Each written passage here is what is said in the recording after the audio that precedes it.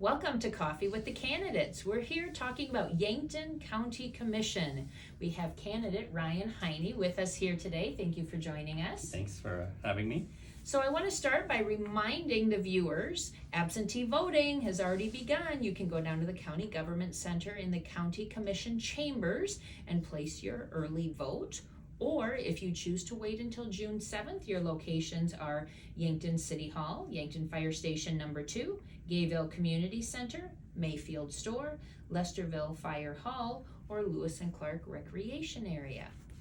So Ryan, why don't we go ahead and start here today? If you could just share with the viewing audience a little bit about yourself. Sure. I'm a come from fourth generation farm. I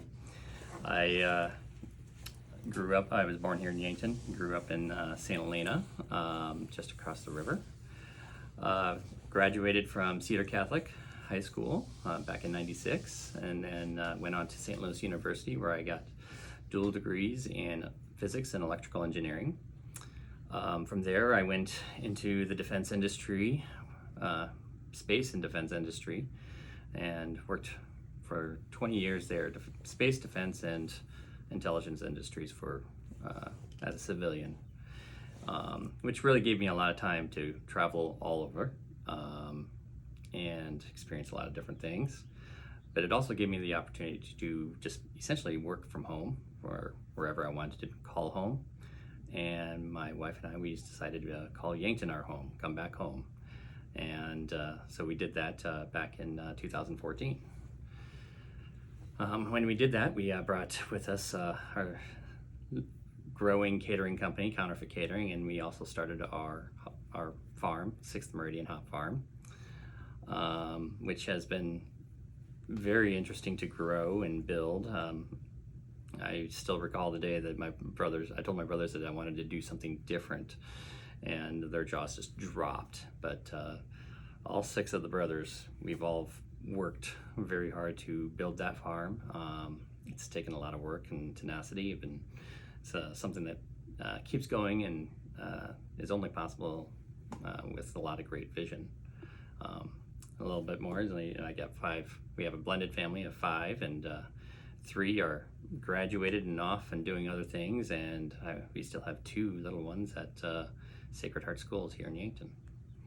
So from physics to farming, that is an interesting work history that you bring potentially to the Yankton County Commission. So what is the most important role, in your opinion, of a county commissioner? Well, so when we talk about the county commission, it's really about service and administrating the county as it is right now.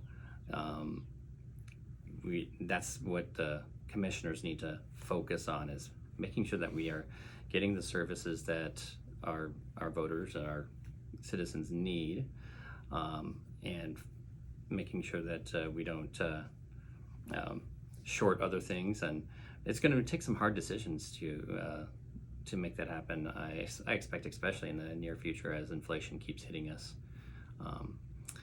So that core services, and then making that transparent and consistent decisions.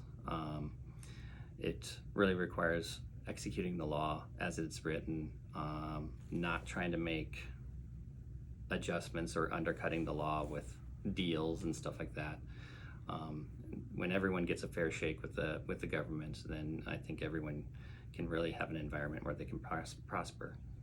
Yeah, I've been to several county commission meetings, and when they use the word interpret, it creates a little bit of discomfort with me personally, because some of the laws should not have to be interpreted. They should be written in a way that it's clearly understood by the citizenry. So yes, anytime you start to use that word interpret, you start to bring in your own personal feelings and your own personal biases into the law, and that gets dangerous. And it's dangerous for businesses, because a commissioner's there for only 4 years, and then they could be gone, which then the new commissioner comes in and things all change again, and there's a new interpretation. And when you're trying to build a business, grow a business, and do things in this county, it's hard to do so when your environment is changing that rapidly, and what's legal one day is suddenly illegal the next day, or vice versa. Yeah, I can understand that would be challenging. So what skills do you have that differentiate you from other candidates? Well, first I think is my education in engineering. I like to get into groups where we talk engineers. I say it's a situation where you put your assumptions forward and you throw your egos aside, and you just focus on solving the problems with the resources you have. It's really great to be in these groups. I've had lots of experience being in these groups, and now you say I'm in these groups. I don't ever say lead, because it's that to call yourself a leader of these groups just throws the ego back in there, and it destroys them. So you really come into those groups really on this cooperative level of focusing on the problem. And so I think a lot of experience doing that with a lot of different people throughout my 20 years definitely gives me an advantage there. And again, going to the second, still on the education, is that my dual degree in physics and electrical engineering sounds impressive and everything, but really it's just a foundation of learning. I'm a person that likes to not really rely on a summary position or a quick media page or something. I like to look at the sources, and when you dive in and you look at the sources, you look at the actual facts and the details and the studies behind things, you can learn quite a bit about whether this is more of sort of marketing or propaganda, or if this is really a concern or something that should be dealt with. And so I like to really get into those facts. I like to really have positions backed by facts and data. So I think that's another key thing that would be valuable. And that's, it's not just decisions, but it's also budgets. We want to make sure that the numbers make sense, that taxpayers are getting a return on their investments that they're making here. So lastly is just, I came here to Yankton because I think Yankton is a gem, and I have this unfazable belief that Yankton can be something amazing, and if we have the vision to do it. There have been a lot of conversations about zoning in Yankton County. Can you share some of your thoughts? Yeah, that's been a trip. So just generally, zoning is an interesting thing, because when you start with zoning, before you have zoning, you have a property border, and it's a hard border. Rights on this side and rights on that side, and there's nothing. And they have their rights, they have rights, there's a border, and that's it. When we introduce zoning, you start to blur that border. You're giving up some of your rights so that you can have some control, some level of assurances from your neighbor, and vice versa. And so that gets really tricky. And if the laws aren't written well, if they're not clear, and things are being kind of reinterpreted, or sort of adjustments are being made on the fly in the meetings and stuff like that, this is where things start to get dangerous. We start to have problems with neighbors getting into arguments and stuff like that. And I think, if a government is doing things where it's almost promoting discord among neighbors, I think it's doing something wrong. We should be trying to promote harmony among our neighbors. And that said, there's been multiple cases recently in the commission where we've had covenants or easements and stuff like that have been put in place outside of the county, and the county has no authority over them. And there's been this position that, well, we just have to ignore them. They don't as if they don't exist. And that's not quite true when you look at actual sort of case laws and stuff like that. It's not, the real position is the county has no authority. We have to still respect those things, because when we disrespect them, when we discard them, when we ignore them, those are the agreements that have been already put into place by neighbors, and that's going to create more friction, and that just goes against creating that harmony in our county. So what are your thoughts on having a full or part-time county administrator? Well, it there's a, it definitely makes the commissioner's job a little easier, not having to deal with a lot of the day-to-day things. It also helps with the politics of the position. We are running elections. We're trying to get we try to, gain favoritism over our constituents and stuff. Whereas the city or a county manager would be pretty static, and it would definitely help to the stability of the administration of the county, making sure that businesses might have a little bit more assurance that there's stability. But we also have to be careful. We have to make sure that that contract with that county manager is done right.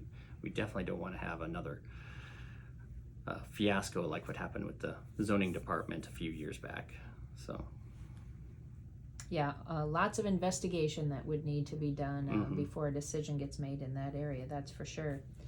So management of the county budget is integral to the county's growth and development.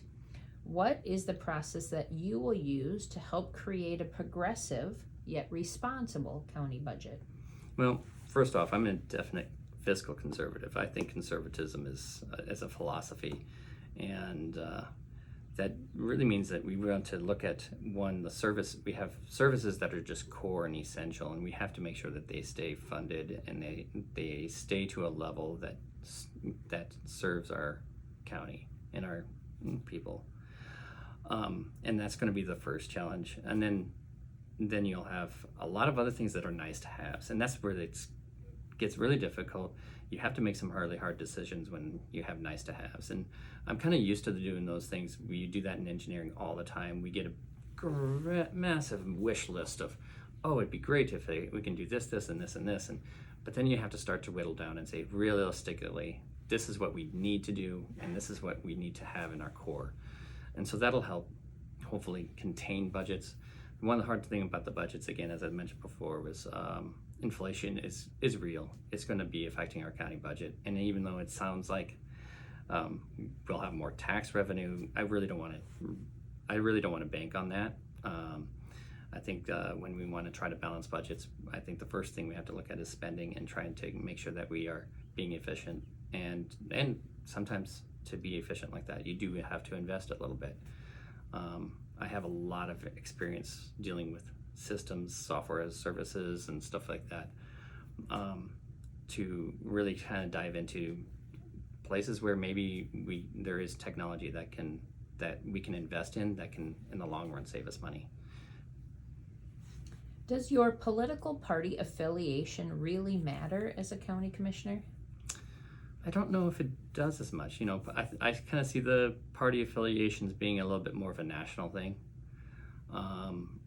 That said, politics are definitely alive and well in the local level. It's just a little bit more fractured, I think, than or not as red and blue.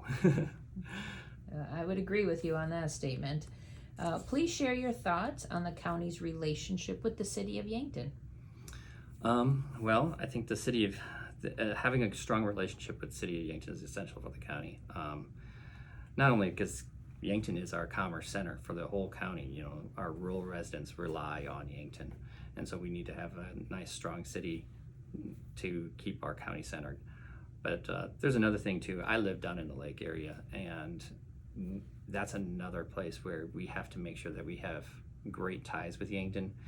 Tying that tourism of the lake area with our downtown in Yankton and the commerce of Yankton is just going to benefit both the county and the city. And so we need to continually look at how we can keep making that connection stronger and more seamless for our visitors. So that kind of brings up a good follow-up question of talking about tourism. That's something that the county does not invest in right now. Mm-hmm. So being a fiscal conservative, do you feel that there is maybe a role that the county should be considering when they look at quality of life projects that really do create opportunities for additional property tax revenue to bring more money into the county as a whole? I think there's potential. Again, you have to be careful when you're making these investments. You really got to look at those numbers and say, okay, are these realistic numbers, or are we looking at a pipe dream type deal? I think a lot of these things, when we talk about tourism, when we when we work together with the city of Yankton, I think that's going to be our best tourism avenues, is allowing those partnerships to thrive. We have, one great tourist area in our county, and that's the lake area. The rest of it is largely agricultural, and it's beautiful. And the county is a very beautiful county, but our tourists are all really so focused on one area. So if we really focus on that, in that partnership with Yankton, I think that's where we have our best benefits coming out.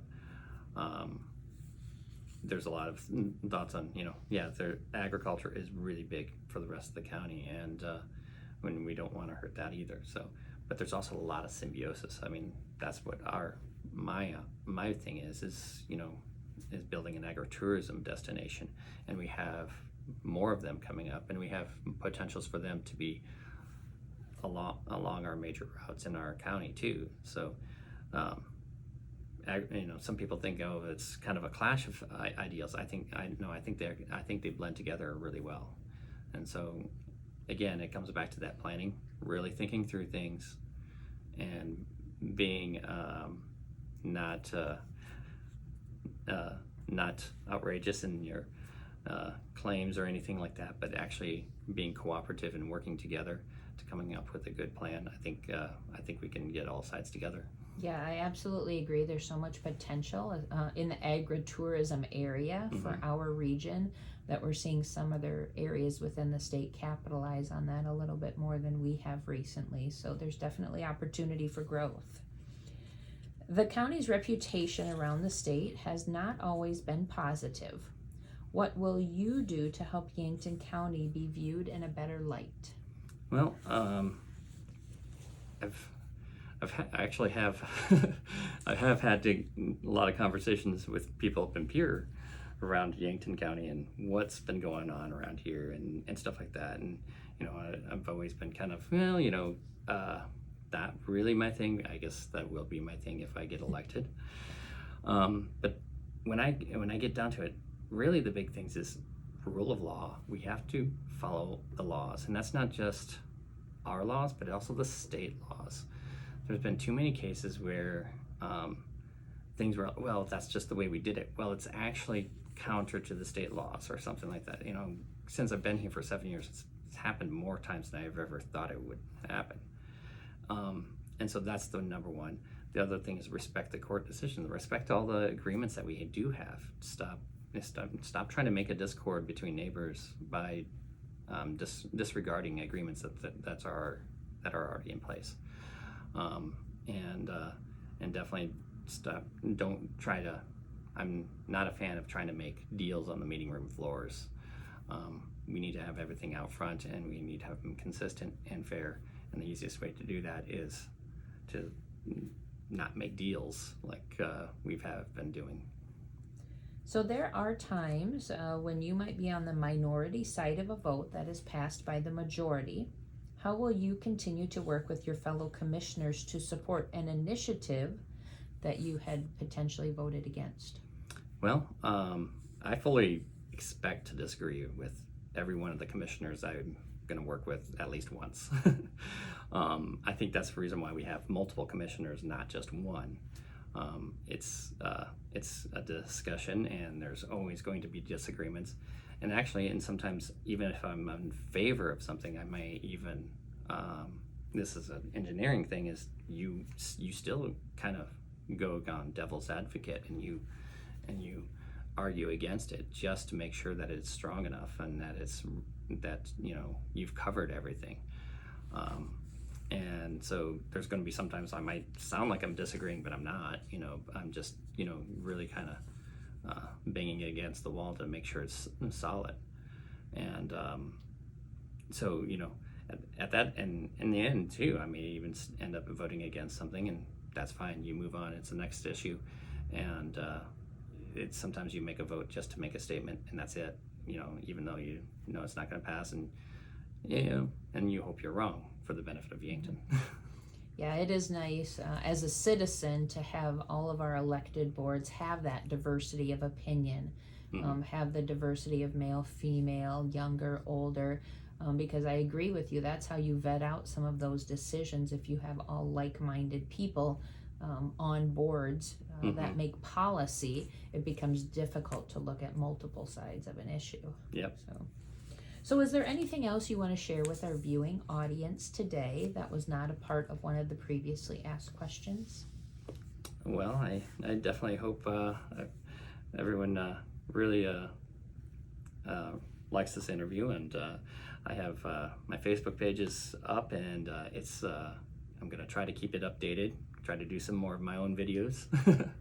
And so I encourage people to ask some questions. Definitely, if you want to message my page and ask questions, and maybe I'll make a video over it, just over that question or whatever. So I do got to warn you though, once you get me talking, I might talk too long. So.